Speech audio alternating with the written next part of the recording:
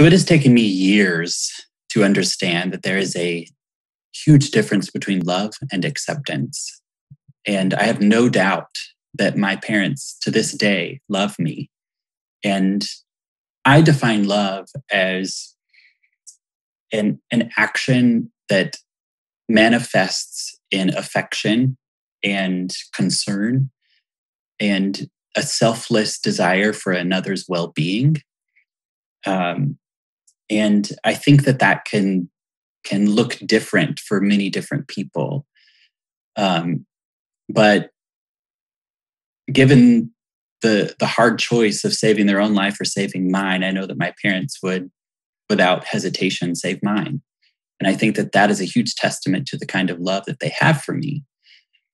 I also understand the complexity of their situation because I used to be indoctrinated in the same faith tradition that they are in.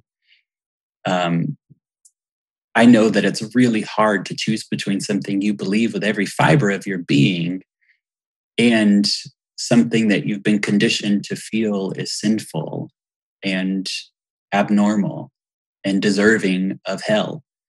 So my parents, I think, struggle on a daily basis to accept me and love me in a way that the world might consider to be unconditional and remain true to their faith tradition. It's almost impossible. So I think the best way for me to do it personally, the way for me to process my relationship with my parents, which has, again, come with years of learning, is to compartmentalize it. And I have to put up boundaries. So, I know that my parents love me, but they also don't accept me. I'm queer, trans, non-binary. And those things don't mean a lot to my parents. What they mean is that, oh, my son is homosexual and he's going to go to hell if he acts on that. So there's a lot to unpack there because I'm fine if they call me son, but a lot of trans people don't maintain that affinity to those labels. Queer, trans, and non-binary does not mean the same thing as homosexual. So there's a lot that my parents could do to broaden their acceptance of me, but that does not mean that my parents don't love me. So I think in childhood, it was way easier for me to have an open relationship with my parents because I wasn't acting on my sexuality or my gender identity. I was sort of still discovering who I was. I didn't have a language to talk about it.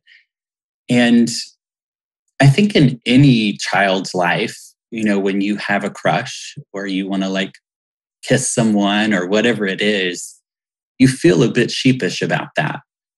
I think the disadvantage that queer and trans people have is that there's layers of oppression, there's layers of expectation, there's layers of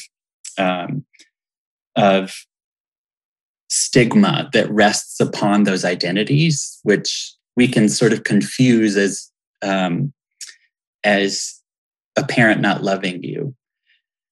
I really think if we're going to solve this issue holistically and systematically, that compartmentalization is the way to go.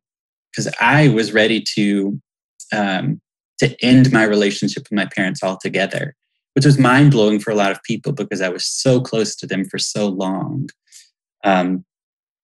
And talked about them like they were, just angels, and they are in their own way. So if I'm going to have any influence in my parents' life, I have to say, yep, they're not at a place. They're at a place of very limited exposure to my queer experience.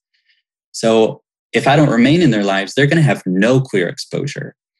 But if I compartmentalize it and say, okay, my parents love me, I know that, and they want what's best for me.